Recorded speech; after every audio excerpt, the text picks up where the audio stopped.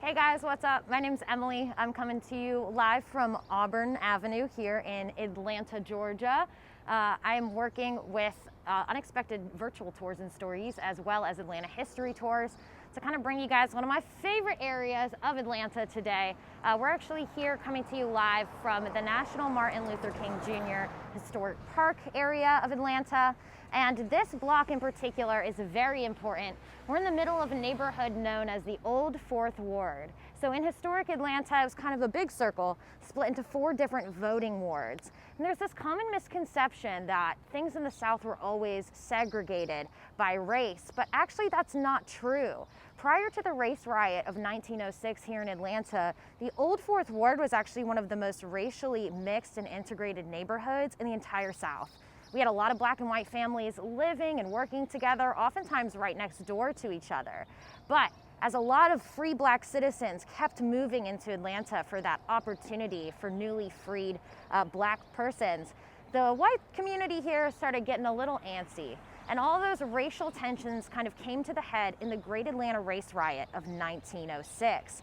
Now, this is one of the largest race massacres in American history. 1,000 white citizens tore through the streets of Atlanta, killed 100 black citizens, destroyed thousands of dollars in home and property damages, and it was such massive race happening that it actually made French headlines in 1906. It's wild.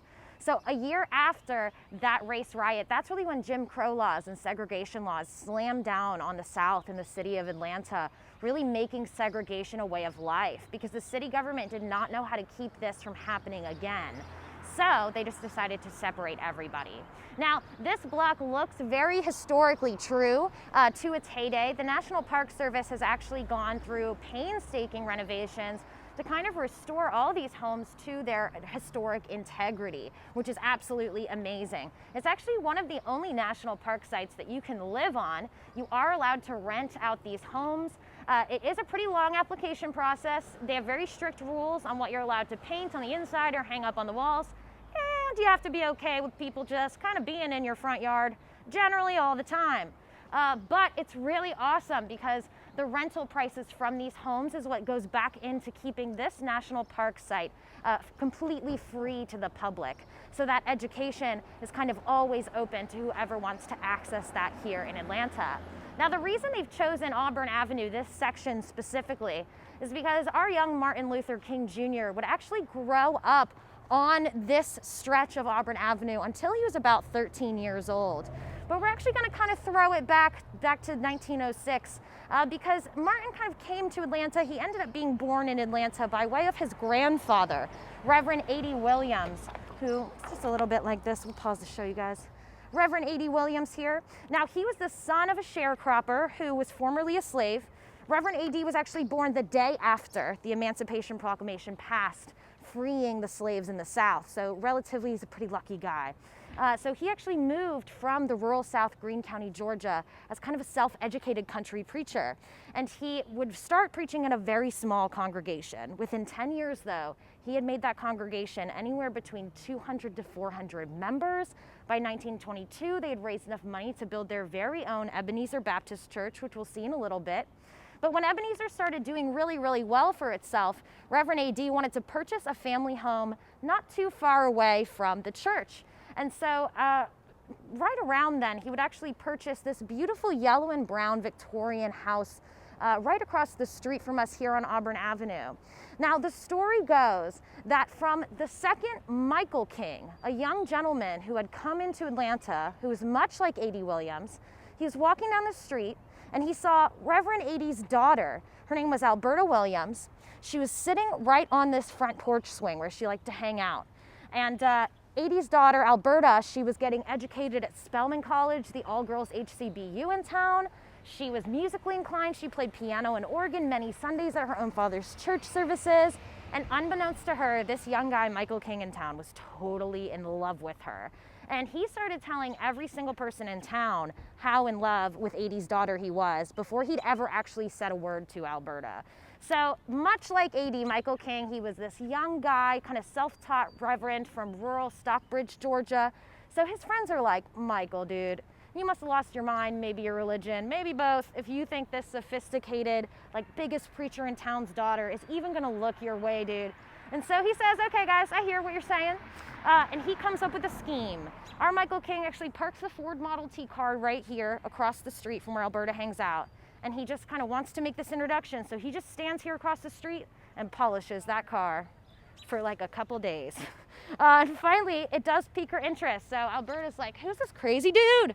She gets up, she walks down the steps of the home. I like to think he's been waiting for this moment, right? So he's really excited. It's maybe happening in like slow motion. He reaches his hand out to introduce himself. He says, hello, my name is Michael King. And in a very country accent compared to Alberta's, he says, I've been preaching in 2 churches now. Yeah, that's pretty much Alberta's reaction to it. She's the biggest Reverend in town's daughter, so she kind of looks at him and is like, okay, dude, good for you. And he's so embarrassed, y'all. He feels like he's lost his shot. They cross paths a week later, and she actually remembers his name because she says, Michael King, my father, Reverend Adee, would never forgive me for getting the name of another preacher. So he kind of takes this as a sign. He actually asked Alberta on the spot if she would consider being courted by him. So he goes through a lot of trouble to get himself formally educated at Morehouse College, the all-boys HCBU at the time in town. And just like Adee, he's a reverend, he's from the rural Georgia, he's making his own way. They loved Michael King. He actually moved into the family home. He was very successful. When his father-in-law passed away, he became the reverend at the church up the street we're about to check out. And actually, he doubled the size of the congregation. Within 5 years, he pulled them up out of financial trouble and almost paid off their mortgage. So he's gonna treat himself. He's like, I have worked hard, I have been successful. He goes to Germany to study somebody in his religion that he greatly reveres. And he's so moved by what he learns that when he comes back, Michael King decides, it is time I shed my country boy name. He decides to rename himself after that famous Protestant reformer, Martin Luther. So Michael King becomes Martin Luther King Sr., but he's a consistent guy, y'all. He's a reverend, he's a family man. So for consistency's sake, he's got to change the name of his little son here from Michael King Jr. to Martin Luther King Jr. And this young man grew up to change this nation of America and the world. And both him and his 2 siblings as well were all born actually in the master bedroom in this house upstairs, second door to the left.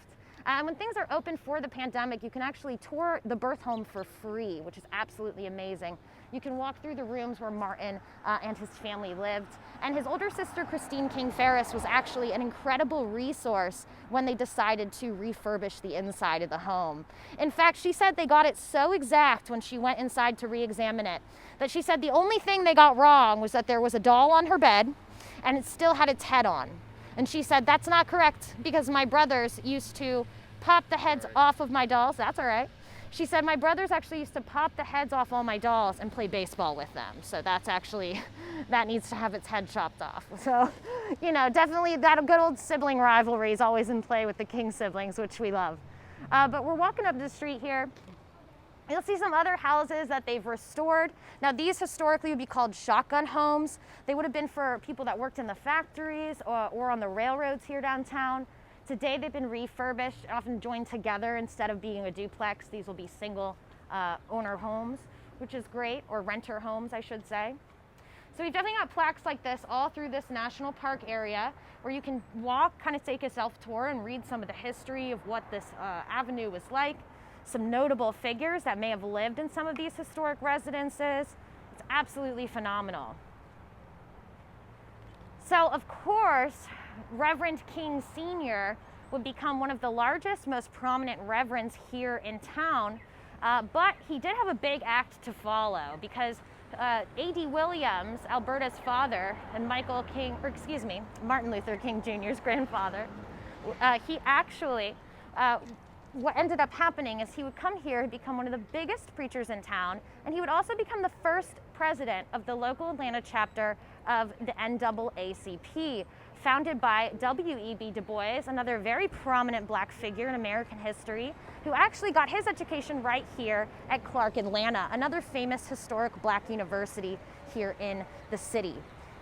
And as we cross over Boulevard, we're actually crossing into another block of the King District, a very prominent one. And we'll actually cross across the street to get a little bit closer here in just a second. Beautiful. Kind of. Yeah. You get pretty good at it. All right.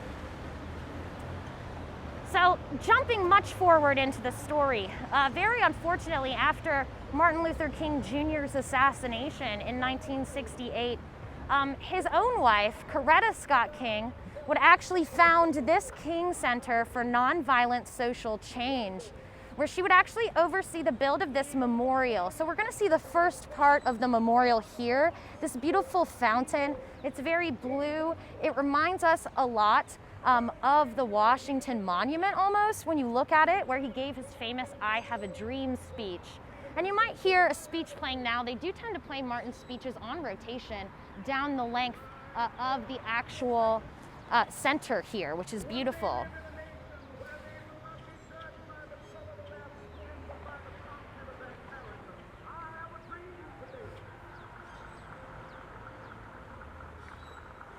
Now, very famously, after Dr. King's assassination as well, his children would get into legal battles over his estate.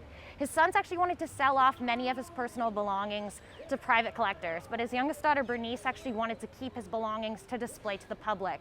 So luckily, Bernice would actually win out on those sort of lawsuits, and she would manage to obtain her father's entire estate, which is, many of it is actually displayed here inside of the King Center, in these buildings, located right here in the old Fourth Ward in Atlanta. Let's see, the address for anybody that might want to visit is right over here, 449 Auburn Avenue.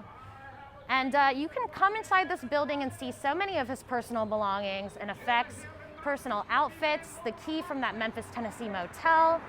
You can see his Nobel Peace Prize, his Presidential Medal of Honor, his Grammy Award that he got for speeches against the Vietnam War. But one of the key points that people really want to come see here at the King District, whether they know it or not upon entering the block, is actually going to be right here. So Coretta would not only found this center for nonviolent social change to continue on her husband's teachings, but she would also actually oversee the building and completion of this monument over the course of 10 years. She would have her husband's body exhumed in 1981 and moved here to be entombed atop this reflection pool in all Georgia marble to kind of honor his home state. And Coretta herself would be laid to rest next to him after her passing in 2006. So they are both laid to rest here, their final resting place, right across from an eternal flame, much like that at Kennedy's Memorial, kind of saying to the world, we're always going to keep Dr. King's teachings alive in this community, and hopefully this nation, and even more hopefully the world. Let freedom reign if America is to be a great nation. This must come true. So let freedom reign. So as we come up towards the end of the King Center building itself, you'll see kind of this church right in the distance ahead of me. Now this would be the old Ebenezer Baptist Church. So when our man Reverend Adee King came into town... Hello from Argentina. Hey guys, I'm seeing some hellos from Argentina. Love to have you here. It's a little colder here maybe than Argentina, who knows? But we are seeing Old Ebenezer Baptist Church ahead of us. So this is that church that Dr. King's grandfather, Reverend Adee King, or Adee Williams, excuse me, he would actually found the building of this church in 1922. And this is the church where Martin's father, Reverend King Sr., would become the pastor after Adee passed away. So inside this sanctuary is actually where much of the footage of Dr. King preaching is. Dr. King, his brother Adee King, his father Reverend King Sr., as well as himself have all preached inside of this church. It's an absolutely amazing cornerstone of the progress here in Atlanta. What street are you on? And when things are open in the normal time, they've actually they don't hold congregation in this church because it's owned by the National Park Service. So here in America, we do have separation of church and state. So if federal funding gets put to the building, they cannot hold congregation there. But it's also a pretty small space, and they have a massive congregation today. But they've actually renovated the sanctuary inside back in time, much like those homes actually down back on Auburn Avenue where Dr. King grew up. So if you're ever here in Atlanta and it's open, you can walk inside, go up and sit in the sanctuary, and they actually play his sermons over the loudspeakers, so you can hear his voice fill the church he grew up inside of, more or less. Really fascinating. There's also some darker history, unfortunately, associated with this particular church. It's not often discussed, but we really want to pay note to the true sacrifice of the King family in light of all the progress they achieved. Actually, we refer to it as the 6-year tragedy of the King family. So the story doesn't actually end with Martin's assassination. A year later, in 1969, his little brother Adee King would actually be found dead in a swimming pool. And many people thought he drowned, but as a matter of fact, there was no water found in his lungs. So there's a lot of conjecture as to whether or not this was accidental. And then 5 years after that, in 1974, Miss Alberta Williams King was here inside the church. She was playing organ and piano at a Sunday service, as she had most Sundays throughout her entire life. And a young man who was not in his right state of mind stood up in the center of the congregation, exchanged words with the pastor, and opened fire on those sitting in that sanctuary. Very unfortunately, 2 members of the congregation passed away as a result of this, and that was Deacon Boykin and Miss Alberta Williams King. So very, very unfortunate, but we do want to pay tribute to the real sacrifice of the King family for all the progress they achieved. Famously, after this shooting inside the church, Reverend King Sr. would decide he had given everything he had been called to give. So he would famously kind of wrap up any loose ends and step away from preaching after this incident. Hey, ladies. Yes, guys. All right. God bless you. All right, guys. So we like to say our streets, our sidewalks are not the most amazing. Our drivers are not the least crazy. So if you guys ever join us for a walking tour, our only rule is no one's allowed to die, y'all. I think it's a pretty good rule. I have a perfect record on this tour if y'all ever join me here in Atlanta. It's pretty good. Oh, and I do want to point out before we cross the street here, this new Ebenezer Baptist Church is pretty massive. So this is where they actually hold service today.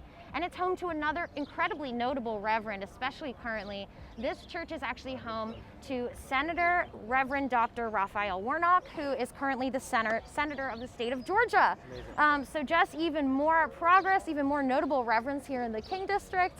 I mean, they definitely are packing a punch. You just keep it coming with that progress, which is awesome.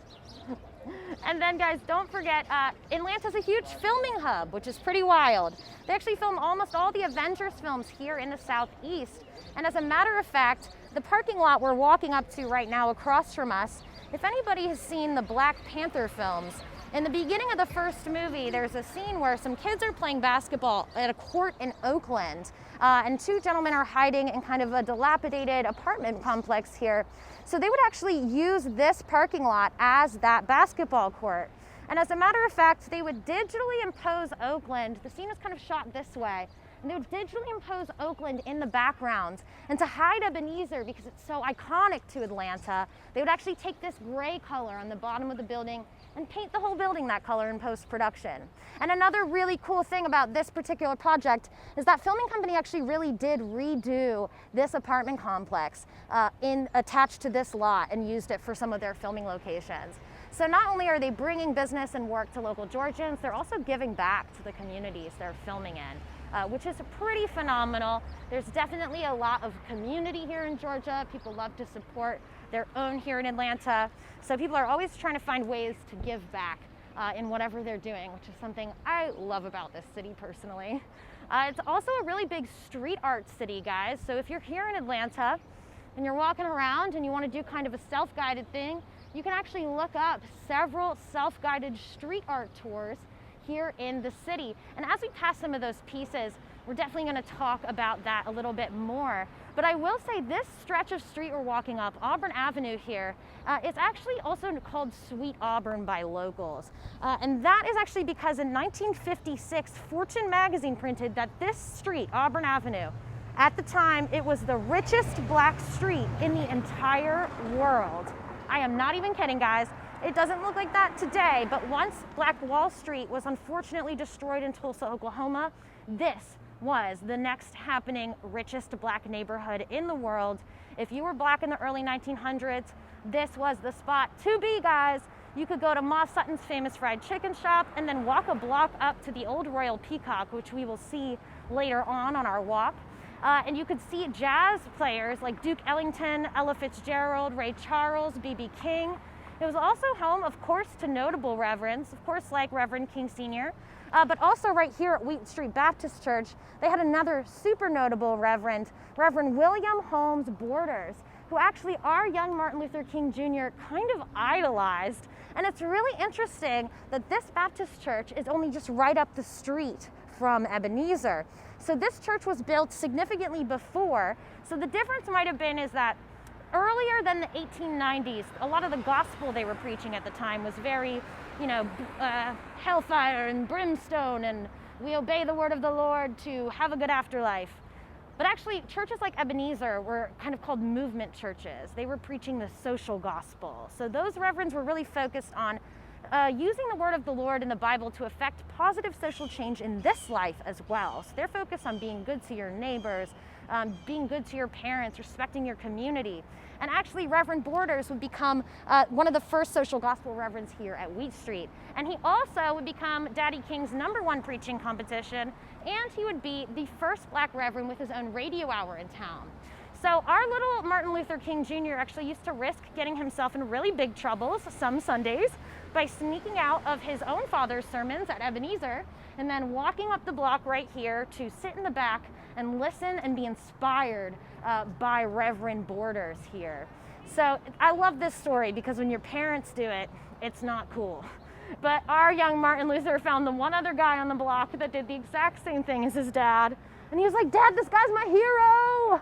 And his dad's like, "Oh my gosh, what have I been telling you for your whole life?" But actually, if you listen to some of Reverend Borders' more famous sermons, some people call them poems, like "I Am Somebody" is probably one of his most famous sermons, commemorating the achievements of black citizens of the world at that era. When you listen to Reverend William Holmes Borders preach, he sounds a lot like Dr. King. You can really hear the influence he must have had on Dr. King as a young man, just with his kind of commanding language and perfect diction, which is really phenomenal. And actually, Reverend Borders here would speak at Dr. King's own funeral service after his assassination. So really incredible to think that someone he idolized so much as a young boy kind of saw him through his entire life. Very unfortunate, but also very inspiring. And we're definitely seeing some more foot traffic starting to come through Auburn Avenue. Watch the polls. But I will say it's because we're getting newer businesses down here, which we're so excited about to kind of get people in the current times coming down here just to eat at places like Atlanta Breakfast Club across the street here. Now, Atlanta's really an amazing foodie town, y'all. I love food. I'm so about it. We also really love local business. So we have a lot of local chains like Atlanta Breakfast Club with this location here in the King District, as well as one in Decatur. So we definitely love local business and supporting local business here in Atlanta. It's a great city to do that in. Now we're coming up on another crazy historic building, guys. Right across the street from us here on Auburn Avenue, we're coming up on the Prince Hall Grand Lodge. It's kind of this gorgeous yellow brick building here. And if you look at the stonework on the side, you'll even see the Freemason symbol because this was actually built by the Prince Hall Freemasons. So Prince Hall was a young gentleman in the 1700s. He's a young black gentleman. We're gonna wait till we got the light. All right, and we'll cross. Now, Prince Hall, he was this young black gentleman in the 1700s. Wave to the streetcar, guys. And he decided to apply to be a Freemason. But Freemasons were like, "You know what, dude, you're right. You check all the boxes. You're really smart, but this is a white society." So Prince Hall in the 1700s said, "All right, I'm going to go start my own branch of the Freemasons." So this building, the Prince Hall Grand Lodge, was built by the Prince Hall Freemasons when their Grand Master in town was John Wesley Dobbs, another very prominent black figure here in Atlanta. And it's actually one of the most important buildings in American history, guys. Crazy. A little bit as to why. This building actually housed Dr. King's offices for the Southern Christian Leadership Conference, his organization to fight against segregation. Right next to his offices were John Lewis's offices for the Student Nonviolent Coordinating Committee when he was president of that organization as well. Upstairs in this building actually housed WERD, the nation's first black radio station, and this building even housed a Madam C.J. Walker franchised hair salon. So filled with a ton of movers and shakers, a ton of people really taking control of their own financial destiny as well as social destiny. So very, very inspiring here. We even have a local gentleman, Reese, who has purchased the salon location inside this building, and he's actually kept many of the Madam C.J. Walker old hair artifacts, and he keeps them on display in his shop right down the side of the building. So we definitely have a lot of locals trying to keep the history alive, which we absolutely love. And we even have the current buildings that are the locations for the Southern Christian Leadership Conference. Now it's located in these buildings directly next to the Prince Hall Grand Lodge, these kind of two brick buildings here. You'll see the SCLC Women's Foundation, founded by Evelyn Lowry here in Atlanta, as well as the SCLC International headquarters. So really amazing that they are keeping these buildings so close to the original founding location of this incredible organization that's definitely helped so many citizens here in Atlanta and throughout the country.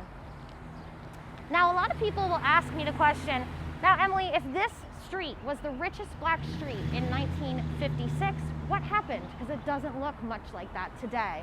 And there's actually a reason for that, guys. So black voting had gotten a huge push thanks to John Wesley Dobbs teaming up with Reverend King Sr. To push black voting registration. In fact, in, I want to say, 10 years, they got 12,000 black voters registered. Huge push in the black vote. Unfortunately, though, not enough to keep the white community from voting to run their interstate at the time directly down the middle of the richest black neighborhood in the entire world. Now, this was a very strategic move by the white community in the late 50s, early 60s, because it actually separated a lot of the residential side of this neighborhood from being a part of downtown and the opportunity that offered. It also separated here, as you can see, kind of the most residential population side from a lot of their most popular shops and restaurants downtown. And you know, now this is the day of segregation, so black persons can't just walk into any shop or restaurant. They need to be shopping at restaurants and shops owned by other black citizens. And now, during the course of them building this interstate, they have literally cut off access from a lot of the residential side of the neighborhood to those most popular shops, restaurants, jazz venues on the other side.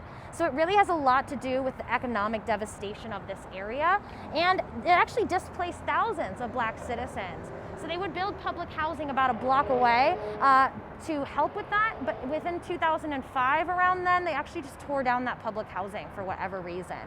So we're definitely starting to see some things come in towards city funding to help with the homelessness community here. So we're very excited to see that outreach being provided or beginning that process. And we're hoping to see sort of newer shelters. But I do want to point out, guys, John Wesley Dobbs, as I've been mentioning his name, he's a huge figure to this neighborhood. Much like Adee Williams, he actually rolled into town with very little formal education because of the grinding poverty he grew up in. But this man was a voracious reader, y'all. He read everything he could get his hands on. He would pass a civil services exam and become one of the first black postal clerks in the entire South. So he was actually the Grand Master of the Prince Hall Freemasons in Atlanta when they built the Prince Hall Grand Lodge. So it's this gentleman that had that building commissioned. And this art piece itself is by sculptor Ralph Helmick, installed for the '96 Olympics here in Atlanta. And I absolutely love this piece because we've been talking about how prominent this neighborhood was and how wealthy this black neighborhood was until they ran this interstate through. So the idea of this piece, it's called Through His Eyes. So you can actually walk around and come back behind the head of John Wesley Dobbs and see through his eyes. And then if you'll see, there's images hung up of buildings and shops. So it's kind of being able to look through the eyes of John Wesley Dobbs and see his imagination of black prominence and wealth at the time this neighborhood was in its heyday. And you guys can see all the buildings, the images there kind of plastered on the other side of that interstate Passover, I should say.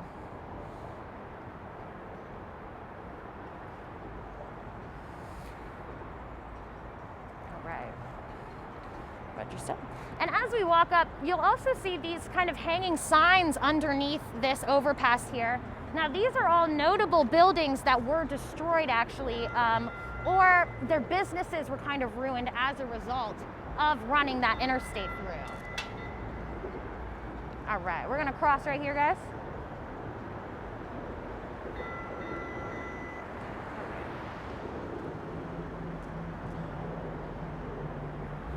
So I'm gonna give some of our travelers a little bit of a tip, guys, in just a second as we get out of traffic here.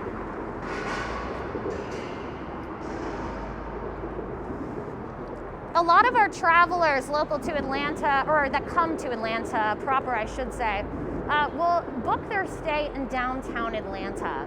Now, this is not a bad idea, but I personally would not recommend it because downtown Atlanta is really not that much of a residential area anymore. It's really more a place where people come to work for the day and then have kind of a mass exodus at the end of the workday. It also has a lot of student residential population in downtown.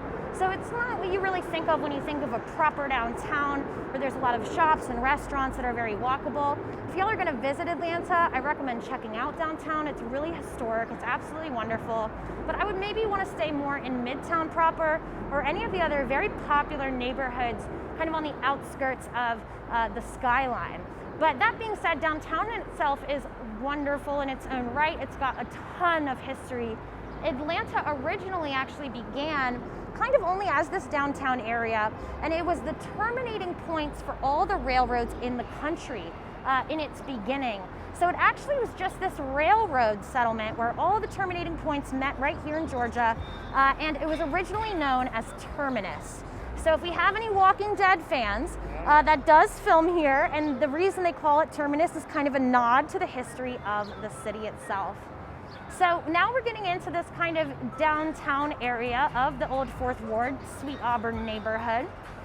And we're gonna start seeing some of that street art, as well as some really notable, incredible pieces here that really speak to the past and the present of Atlanta. And it even looks like we're gonna see a little bit of a film set here. Like I said, guys, it is a massive film market. They do use downtown for filming a lot to pose it as other cities. I don't know when they're gonna be filming this, but it looks like they got a lot of equipment set up. That film industry here in Atlanta is a $9.5 billion industry. They will give filmmakers a 30% tax kickback as long as they hire a certain quota of Georgia locals to work on that set. So that doesn't just mean actors though, guys. They employ construction workers, painters, set designers, costumers, production workers, all kinds of people. So we definitely have a lot going on always here in the city. Now I do want to point out, we've been talking a little bit about street art. So from where we're standing right now, we actually have a really incredible representation of the progress we have made over the past 150 years or so. There's obviously still a lot more progress to be made, but this is definitely one of those home-hitting, kind of like heavy-hitting moments. So if you look at this image on the side of this building behind me, this is actually an old advertisement from the 1890s for gold dust washing powder. And you can see this little black toddler here, and you can kind of see the other one. So the Gold Dust twins were actually the mascots, I would say, of gold dust washing powder. Now I use the word mascot very specifically. If you look at this image, these children don't really look very realistic. They almost look like caricatures. You can kind of see the face of the other little boy peeking out right around the side of that window there. And so very unfortunately, the slogan for gold dust washing powder circa 1890, when this advertisement was put here, was gold dust washing powder. Don't be a slave to your cleaning. Let the Gold Dust twins do the work for you. Absolutely horrible. But if we literally, from right where we're standing, if we just turn around 180 degrees, you'll see this incredible piece. It's part of the Hero Series murals of downtown, which are commemorating several notable figures that have really contributed to their community here in Atlanta. Now this one's of Evelyn Lowry here, who founded the Women's SCLC here in Atlanta. And you can see this image of her looks so realistic. It's almost like a photograph, which is absolutely phenomenal. Sorry, small technical. That's okay. I know she's just so beautiful. The camera's like, I can't stand it. This is amazing. We're just living in history. Okay, great. There we go. Gimbal issues. But yeah, so this is just one installment of the Hero Series murals. Actually, we are very, very close to one of my very favorite installations of the Hero Series. We're gonna figure this out in just 1 second, folks. Sorry about this, guys. Come on, Gimbal. Choose a direction. It won't. It refuses. All right, there we go. We're back. It's live. Woohoo! It's live. We got it. We got it. Print it. So one of my other favorite installments, actually, of all time of the Hero Series mural. We're coming up here to it. Another major, one of the big 6 civil rights leaders, a young man from Troy, Alabama. He was 15 years old when he first heard a radio address given by Dr. King sitting on his living room carpet. And he said he knew from that second that that was his calling and he was gonna fully give his life to this movement. And of course, that young boy would be known as John Lewis. So this is the John Lewis piece of the Hero Series murals. Absolutely massive, larger than life, much like the man himself. Now, John Lewis, of course, would work with the Student Nonviolent Coordinating Committee. He would become one of the original freedom riders trying to integrate national bus services. He would also become the leader of the National Lunch Counter Sit-ins. And of course, he would become the congressman of the state of Georgia for 19 terms. He came to Georgia in 1963 to Atlanta to president that organization. And guys, he loved it so much, he just never left. Well, he did leave, but he left to Washington to work on behalf of this wonderful city. Very unfortunately, John Lewis did pass away last year in 2020. And they did hold his memorial service, which was the last in-person service held at Ebenezer, as a matter of fact. The Obamas came in, many notable figures came in to be at that memorial. Now we'll kind of finish up our walk of this really historic, prominent Black neighborhood as we come up on some very famous buildings towards the end of this block. Now, we're still on Auburn Avenue. Now we're getting into downtown. So we're right around where Georgia State buildings are. I was speaking a little bit as to how there's a lot of sort of university residential population here because there's a lot of smog and soot in downtown traditionally because all the trains were running through. So in historic Atlanta, it was a lot of residents' goals to earn enough money to move out of that smog and soot of the railroads downtown and move into kind of the neighborhoods surrounding the city, which is why downtown has a lesser residential population. But it does have amazing history. Like Big Bethel African Methodist Episcopal Church here is actually the oldest Black congregation in all of Atlanta itself. So really incredible that we have that kind of right here in the middle of downtown with new buildings all around as well. And we'll walk just a little bit further up, guys.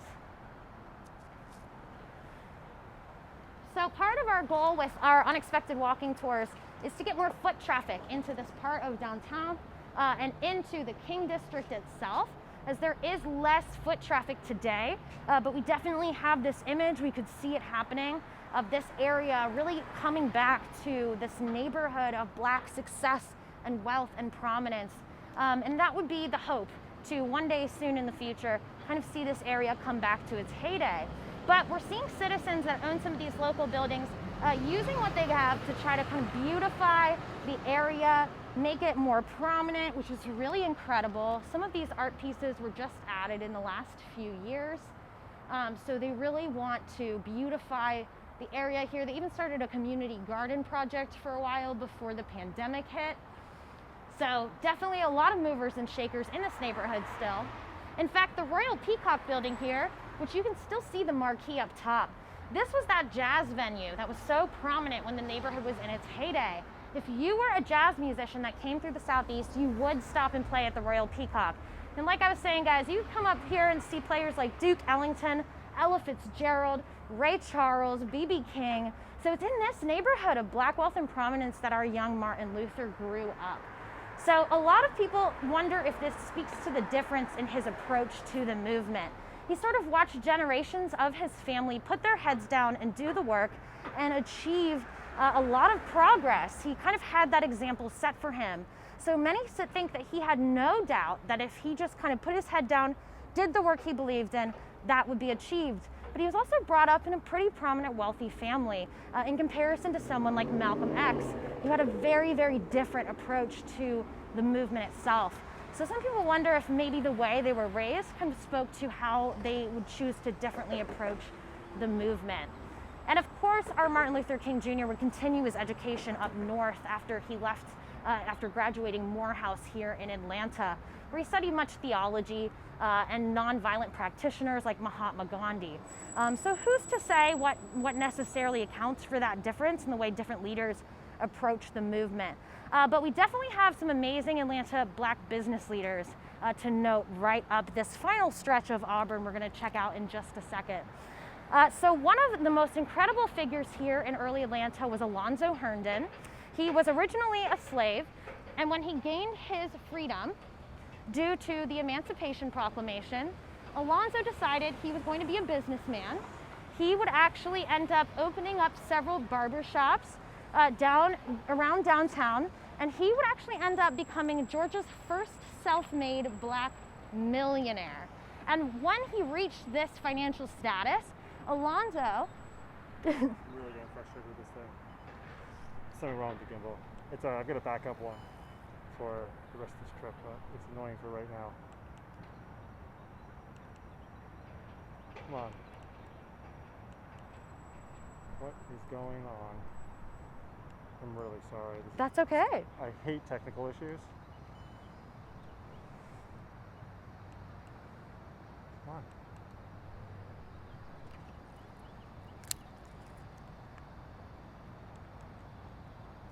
Beautiful. So annoying. Sorry. That's all right. Apologies. That's all right. If that's the worst we got going on, we're doing pretty good. Yeah. All right, guys. So speaking back to Alonzo Herndon, he opens up these various barber shops actually in and around downtown. He's an incredible businessman. He reaches the status of Georgia's first ever self-made Black millionaire.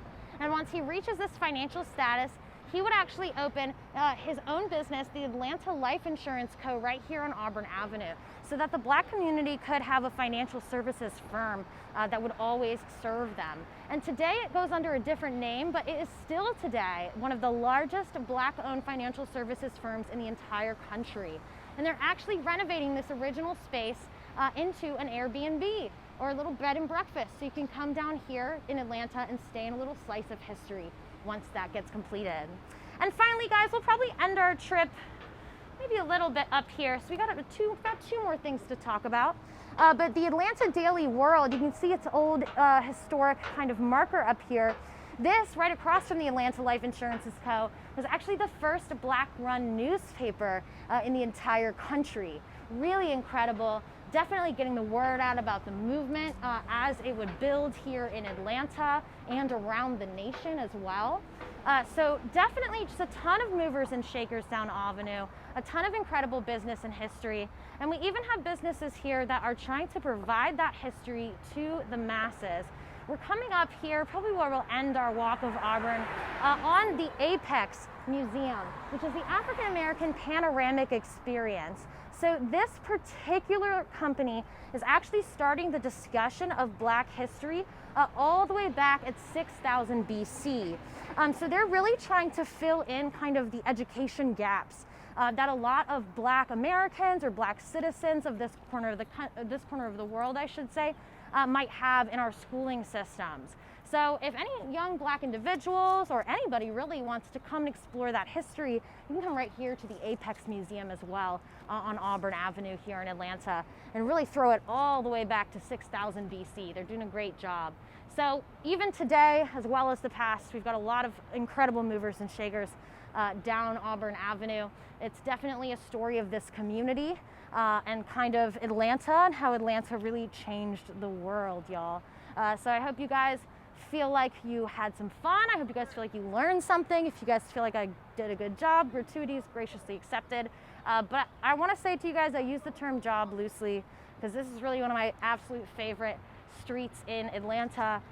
It just really gives you that feeling of hope, and if you do it, it can get done. You know, if you put your head down and you do the work and you find your community, you can definitely change the world, just like the citizens right here in sweet Auburn.